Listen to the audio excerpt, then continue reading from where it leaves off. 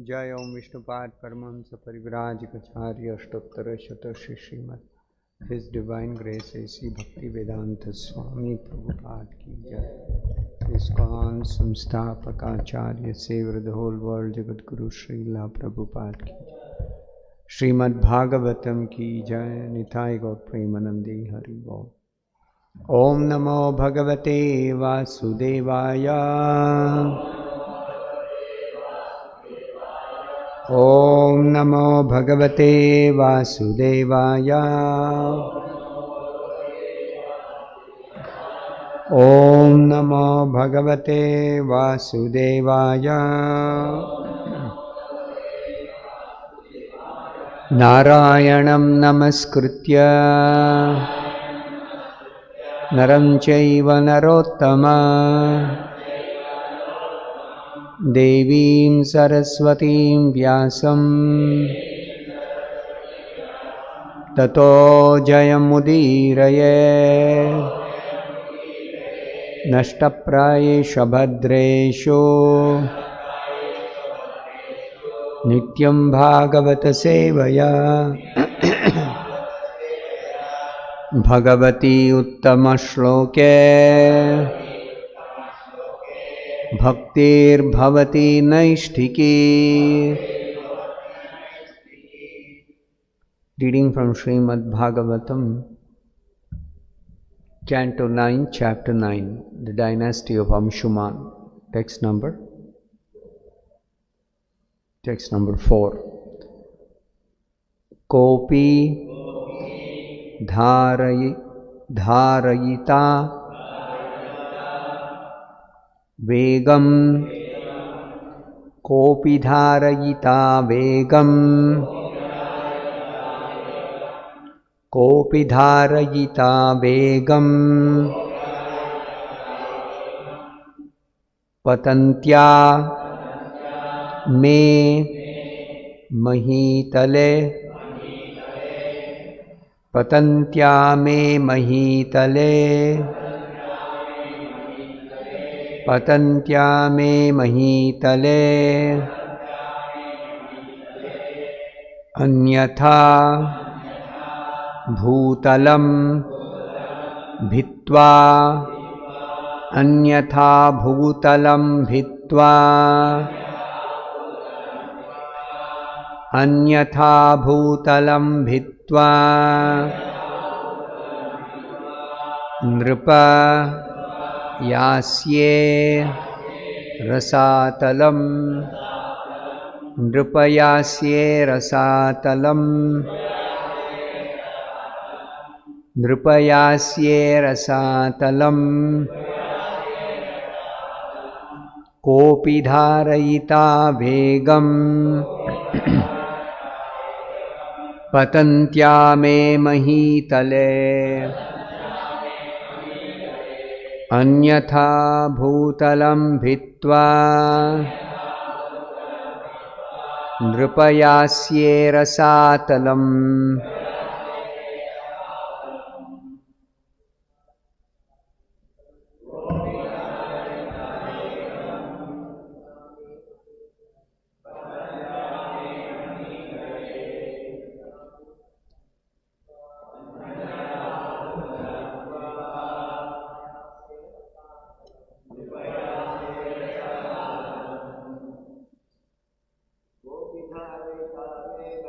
कोपि धारयिता वेगं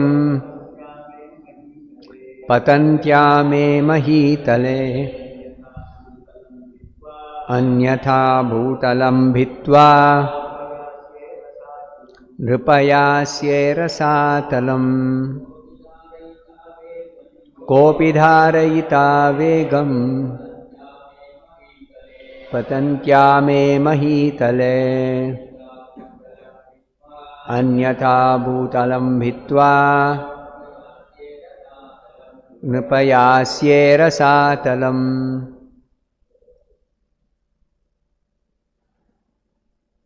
कहा, who is that person? Which person? Who is speaking this? Mother Ganga is addressing King Bhagiratha, who performed severe austerities to get Ganga from the heavenly planets to the earth in order to deliver his forefathers. Api, indeed, Dharayita, who can sustain Vegam, the force of the waves, Patantyaha, while falling down, Me, of me, Mahitale, upon this earth, Anyatha, otherwise, Bhutalam, the surface of the earth, Bhitva, piercing, Nripa, O king, Yasye, I shall go down, Rasatalam, to Patala, the lower part of the universe. Translation by His Divine Grace A.C. Bhaktivedanta Swami Prabhupada. Mother Ganges replied, when I fall from the sky to the surface of the planet Earth, the water will certainly be very forceful. Who will sustain that force? If I am not sustained, I shall pierce the surface of the earth and go down to Rasatala, the Patala area of the universe. I'll read the next verse also by myself. Text 5. Kim chaham na bhuvam yasye naramayi amrujantyagam mrujami tad agham kvaham rajan tatra vichintyatam. Translation and purport by His Divine Grace A.C. Bhaktivedanta Swami Prabhupada. O King, I do not wish to go down to the planet Earth, for there the people in general will bathe in my water to cleanse themselves of the reactions of their sinful deeds. When all these sinful reactions accumulate in me, how shall I become free from them? You must consider this very carefully. Purport by Srila Prabhupada. The Supreme Personality of Godhead says in the Bhagavad Gita, Sarva dharman parityajya mamekam sharanam vraja aham tvam sarva papebhyo mokshayishyami ma shuchaha. Abandon all varieties of religion and just surrender unto me. I shall deliver you from all sinful reaction. Do not fear. Bhagavad Gita 18.66. The Supreme Personality of Godhead can accept the reactions of anyone's sinful deeds and neutralize them because He is Pavitra, pure, like the sun, which is never contaminated by any worldly infection.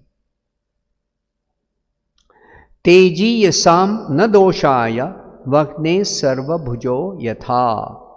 Bhagavatam 10.33.29. One who is very powerful is not affected by any sinful activity. But here we see that Mother Ganges fears being burdened with the sins of the people in general who would bathe in her waters. This indicates that no one but the Supreme Personality of Godhead is able to neutralize the reactions of sinful deeds, whether one's own or those of others. Sometimes the spiritual master, after accepting a disciple, must take charge of that disciple's past sinful activities, and being overloaded must sometimes suffer, if not fully, then partially, for the sinful acts of the disciple. Every disciple, therefore, must be very careful not to commit sinful activities after initiation. The poor spiritual master is kind and merciful enough to accept a disciple and partially suffer for that disciple's sinful activities. But Krishna, being merciful to his servant, neutralizes the reactions of sinful deeds for the servant who engages in preaching his glories. Even Mother Ganges feared the sinful reactions of the people in general and was anxious about how she would counteract the burden of these sins. Thus ends the Bhaktivedanta purport. Om Ajnanatimmirandasya Jnananjanashalakaya Chakshurunmilitam Yena Tasmai Shri Gurave Namaha. Nama Om Vishnupadaya Krishna Presthaya Bhutale Srimate Bhaktivedanta Swaminiti Namine. Namaste Saraswate Deve Gauravani Pracharine Nirvishesha Shunyavadi Paschatya Deshatarine. Jaya Shri Krishna Chaitanya Prabhu Nityanand Shri Advaita Galadhara Shri Vasadi Bhakta Vrinda. Hare Krishna Krishna Krishna Hare Hare, Hare Rama Rama Rama Hare Hare.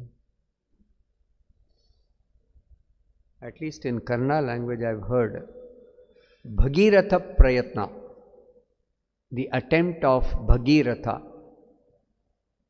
It's a very, very great attempt, an almost impossible task to bring Ganga from the heavenly planets to the planet Earth.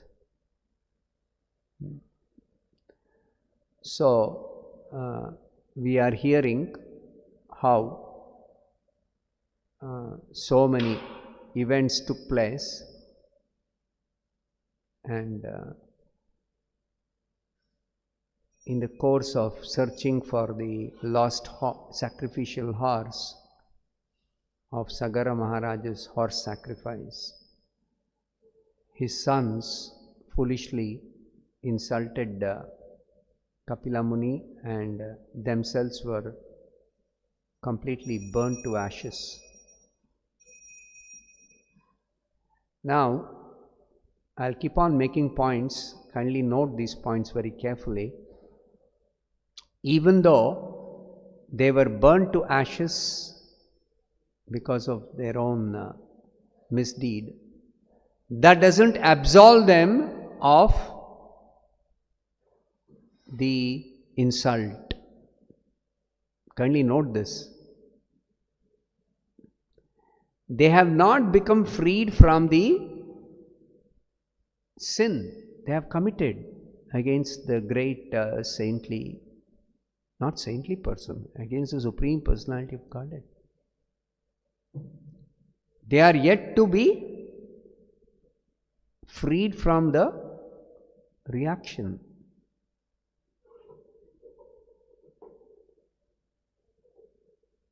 So don't think that if there is some kind of punishment for some sinful reaction, then the punishment itself need not be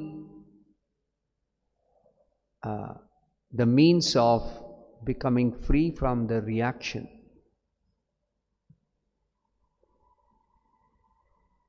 That's why it is said, if a person commits a murder,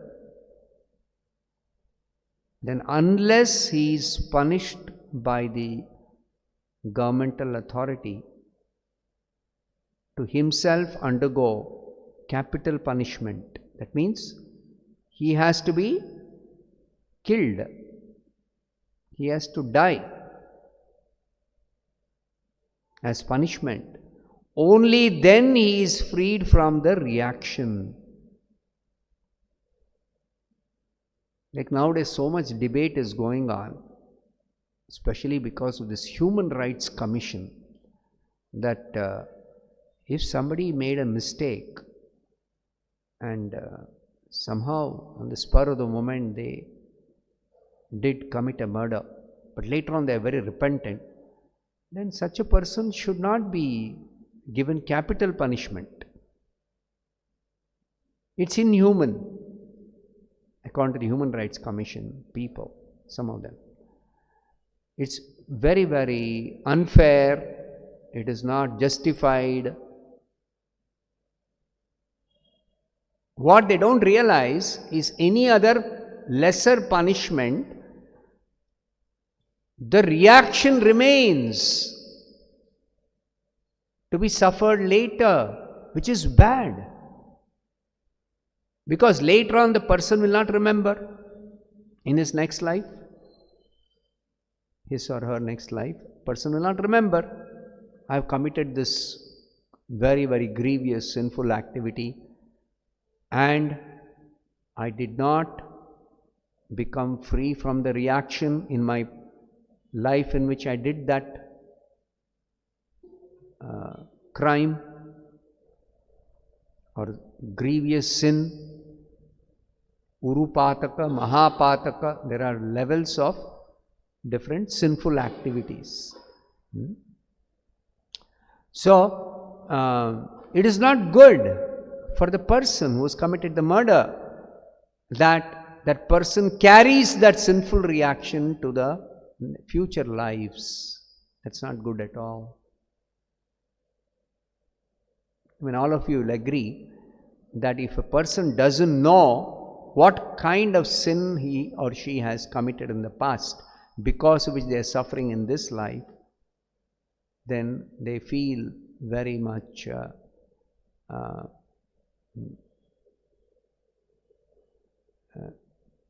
sorry that there is no justice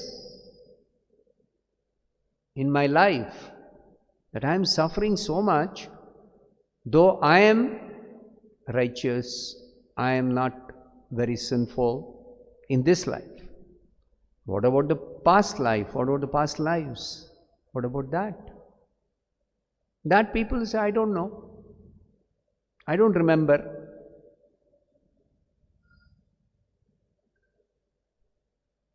Or they will reason, if in this life I am not sinful, it stands to reason in my past life also I was not sinful. So many such logic they will apply and they will not accept or agree to undergo the suffering as reactions to their own misdeeds. So this is a very, very serious point that all should consider. That the sons of Sagara, who insulted the Supreme Personality of Godhead, Lord Kapila, they were not freed from the reactions of their insulting the Supreme Lord, even though they were burnt to ashes immediately. That's not enough. Whereas in the case of some person A murdering some other person B, if that person who murdered is killed in that very life, then he is absolved of the reaction. But when it comes to insulting the Supreme Personality of Godhead, that is not enough. That is not enough. So, because they are not yet free from the reactions, their descendants have to worry about that pending reaction. What happens? The descendants inherit that, in a sense. They inherit that. So, what we inherit from our forefathers is not only the wealth, the good deeds, the good tradition, knowledge, all these nice things we definitely inherit, but we also inherit their sinful reactions. Portion of it, not the whole thing. It's a portion, small portion. Just like Prithu Maharaj description in the earlier canto of the Bhagavatam, I think the 4th canto of the Bhagavatam, it is said, the king is responsible for the activities of the citizens, that if the citizens are sinful, the king has to take 1/6 share of the sinful reactions of the citizens. See that?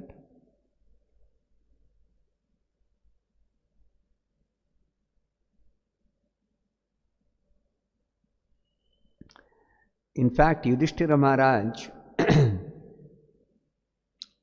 after the battle of Kurukshetra, when he saw the massacre that had happened,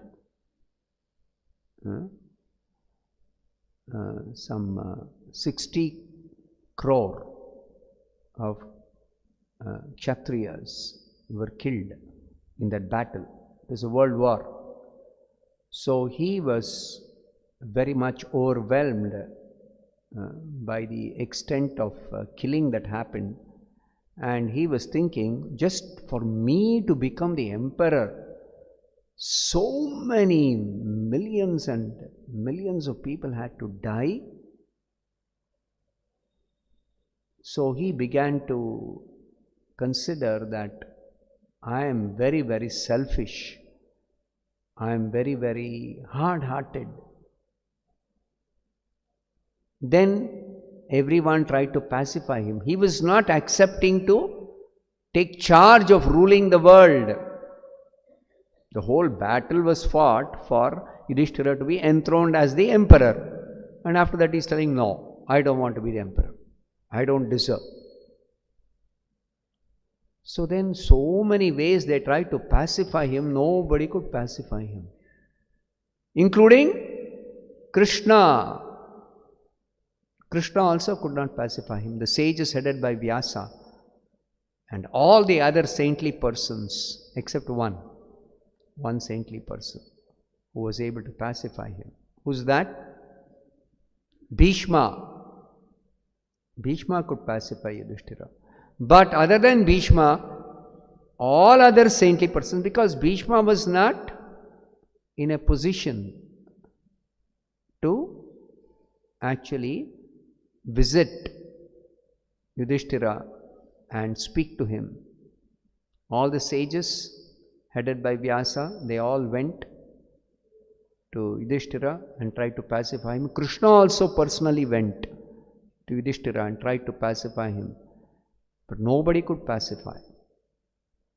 So Prabhupada says, Krishna of course is the Supreme Lord, he can pacify anybody, but he wanted to glorify Bhishma, his own devotee, his own pure devotee. That Bhishma can pacify Yudhishthira.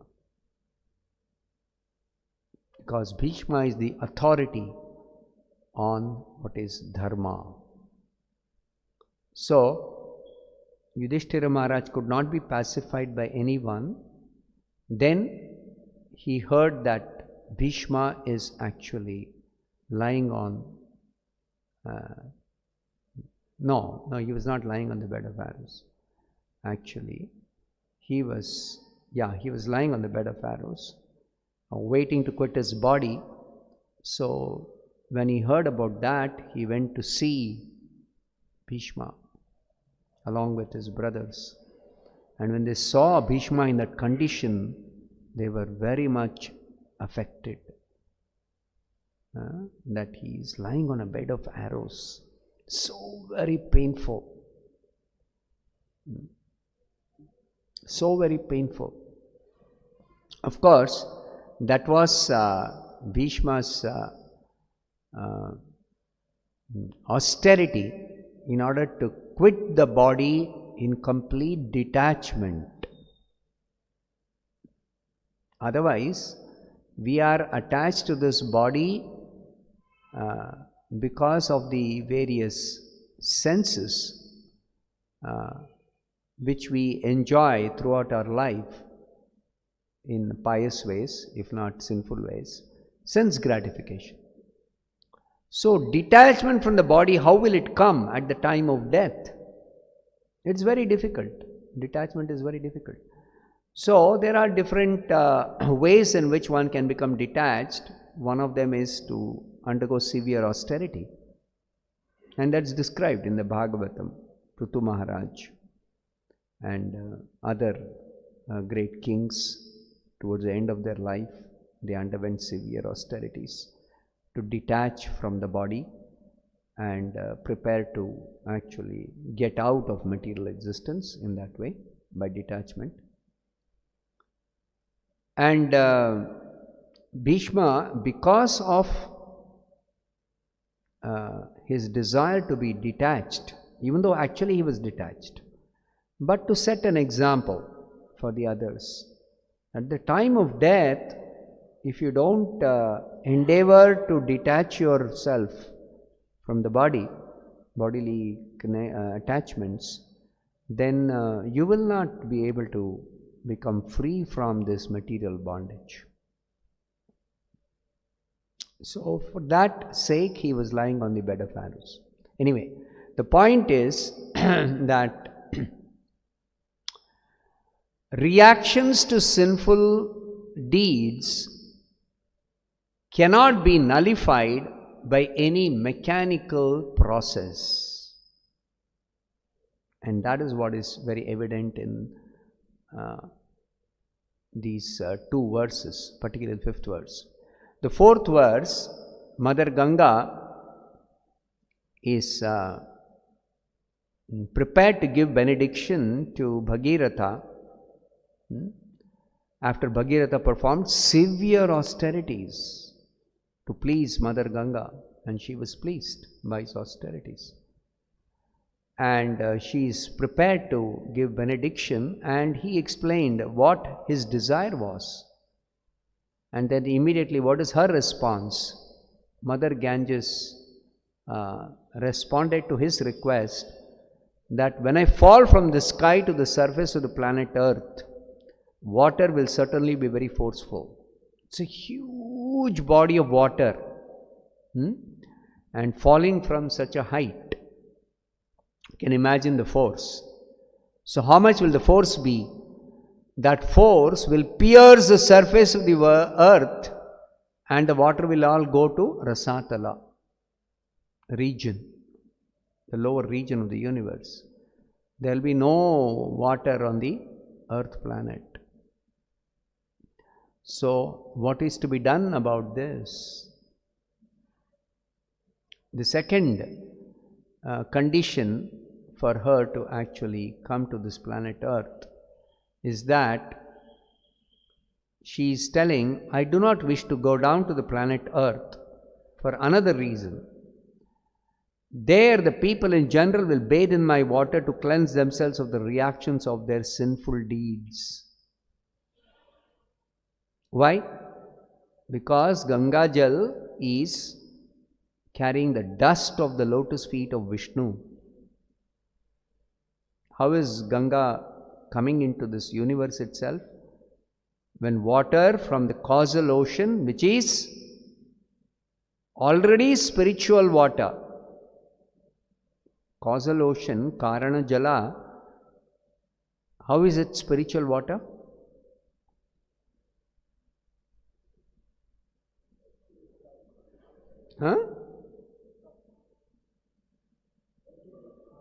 Yes, the perspiration of Mahavishnu. When Mahavishnu incarnates, enters the material energy, dormant material energy, then by his perspiration he generates transcendental water, and that is called Karana Jala. Karana Jala. So that Karana Jala is transcendental water already, but still it is further enriched when Vamandev pierces the coverings of the earth, coverings of the universe, and the water from the causal ocean leaked into this universe. And that water is called the water of the river Ganga. That water became river Ganga. And that water washed the lotus foot of the Supreme Lord Vamandev. And that's how it became Vishnu Padodaka, water that washed the Vishnu Pada. So, Ganga is very, very auspicious, because Ganga carries the dust of the lotus feet of the Supreme Lord, because of which anybody who takes bath in Ganga will be cleansed of the reactions of their sinful deeds. But then again, the point I am making is, there is no mechanical way of cleansing oneself of sinful reactions. We have heard what is the seventh offense against chanting Hare Krishna. What is that? To commit sinful activities on strength of chanting Hare Krishna. What is the meaning of the strength of chanting Hare Krishna? Chanting Hare Krishna frees us from all sinful reactions. Nothing else need be done. Simply chant Hare Krishna. But then it is not a mechanical process. Let's say I committed some sinful activity. Then I'll just say Hare Krishna, Hare Krishna, Krishna Krishna, Hare Hare, Hare Ram, Ram Ram, Hare Hare. My sins are all gone. No, it doesn't work like that. No process of cleansing oneself of sinful reactions ever works like mechanically. No process works like that. That means the process of cleansing oneself of sinful reactions is not a material phenomenon. This is what you should remember. It is not a material activity. It is not a material phenomenon. How does it work? That is what is told by Prabhupada in the purport here. The Supreme Personality of Godhead can accept the reactions of anyone's sinful deeds and neutralize them because he is Pavitram Paramam. He is the Supreme Pure. 10th chapter of Bhagavad Gita, 12th verse. Param Brahma, Param Dhama, Pavitram Paramam Bhavan. Krishna is Param Brahma, Param Dhama and Param Pavitra. He is Supreme Pure. So, he can neutralize any quantity of sinful reactions. Only he can do it. Nobody else can do it. If anyone else is also able to do it, it is because Krishna only is cleansing through that agent. Just like spiritual master, he accepts the sinful reactions of the disciple, and the disciple is relieved of sinful reactions, especially at the time of taking Diksha, initiation. But that is again not a mechanical process. It is because the Supreme Lord, through the spiritual master, brings about this cleansing. It is Krishna who cleanses, not the spiritual master. It is Krishna who cleanses. That's what Prabhupada explains in this later part of the purport. The spiritual master, when he accepts the sinful reactions of the disciple, is kind and merciful enough to accept a disciple and partially suffer for that disciple's sinful activities. Partially suffer. He cannot take all the reactions and, accept a full suffering. Then it will not be possible for him to even act in any, do any activity. Not possible. He will be so much affected by the reactions. So therefore it is said by Srila Prabhupada here that the spiritual master is kind and merciful enough to partially suffer for the disciple's sinful reactions. But Krishna, being merciful to his servant, neutralizes the reactions of sinful deeds for the servant who engages in preaching his glories. This is Krishna's mercy upon his pure devotee. So therefore the spiritual master is free from sinful reactions of the disciple at the time when the disciple accepts Diksha. But that does not mean that this disciple can continue to commit sinful activities and the spiritual master will keep on taking the reactions and partially suffer, or Krishna will free the spiritual master from all those reactions of the disciples. No, Krishna doesn't do it. Neither the spiritual master will burden Krishna in that way. Never. That's why it is said here, the spiritual master agrees to partially suffer for the disciples' sinful reactions. On the whole, everybody has to become very, very responsible. That's the meaning of human form of life. Now, these sinful reactions don't apply to animals committing some activity which may not be, justified. A tiger kills a deer. Tiger doesn't get any sinful reaction. Neither is the deer which is killed by the tiger actually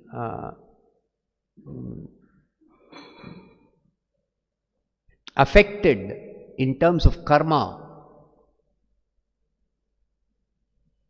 Whereas a human being kills a goat,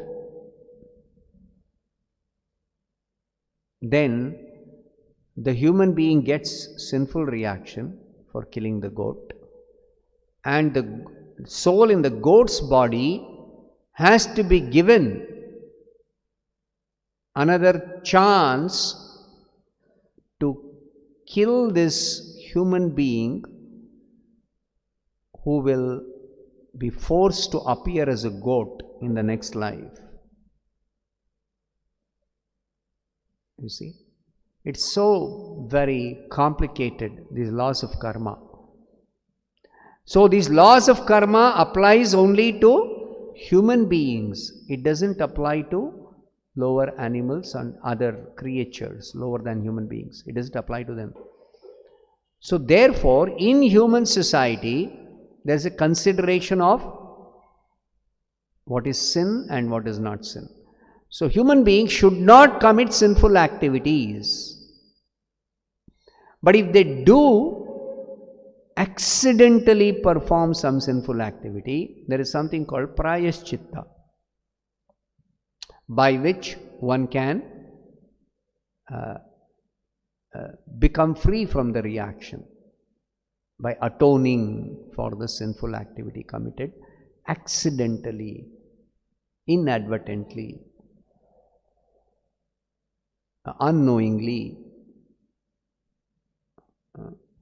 It is not a process, this atonement is not a process that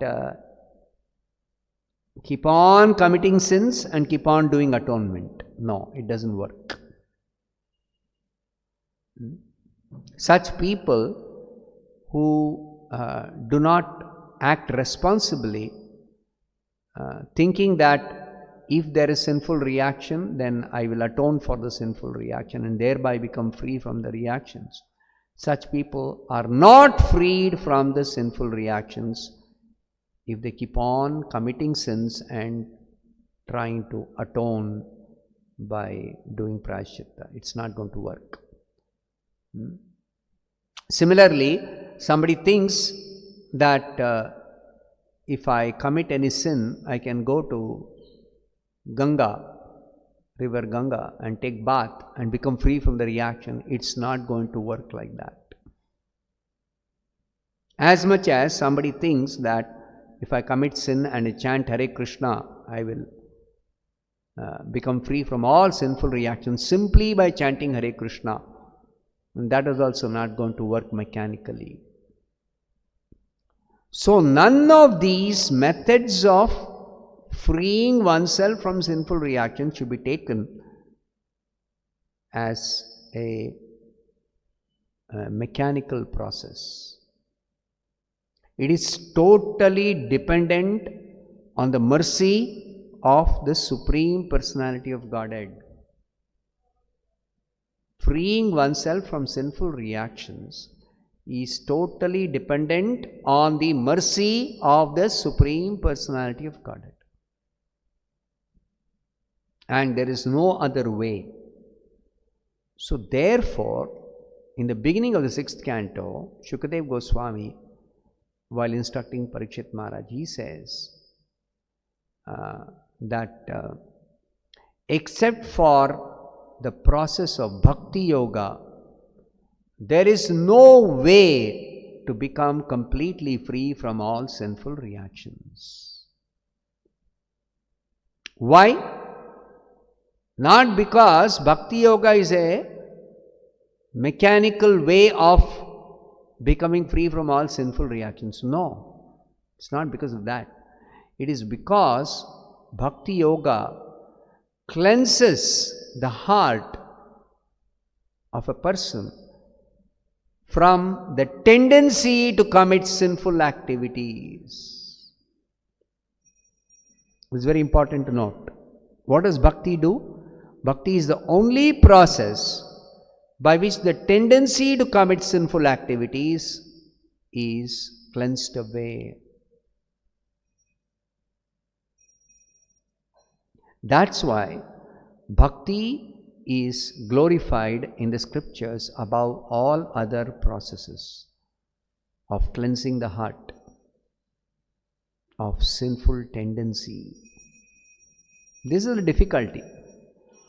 Just like somebody goes to the river Ganga and takes a bath, they can become free from sinful reactions, provided they are not mechanically sinning and taking bath. They can become free from sinful reactions, but it doesn't free them from the tendency to again commit sinful activities. That is possible only by pure devotional service. So those who go to take bath in the Ganga as a part of executing pure devotional service, taking bath in Ganga, like devotees take bath in Ganga, it is totally different from non-devotees taking bath in Ganga. Why do devotees take bath in Ganga? Because devotees want to get the mercy of the Supreme Lord in the form of His dust of the lotus feet. That's why devotees go and take bath in Ganga. Because devotees are very careful not to commit sinful activities and mechanically go and take bath. No, devotees never do that. So devotees want the dust of the lotus feet of the Supreme Lord. So wherever the dust is available, the devotees are willing to accept and become blessed by the Supreme Lord, simply to enhance their own devotional service, simply to come closer to the Lord and become completely fixed up in His pure devotional service. I'll stop here. Antarat Śrimad-Bhāgavatam ki Jai, Srila Prabhupada ki Jai.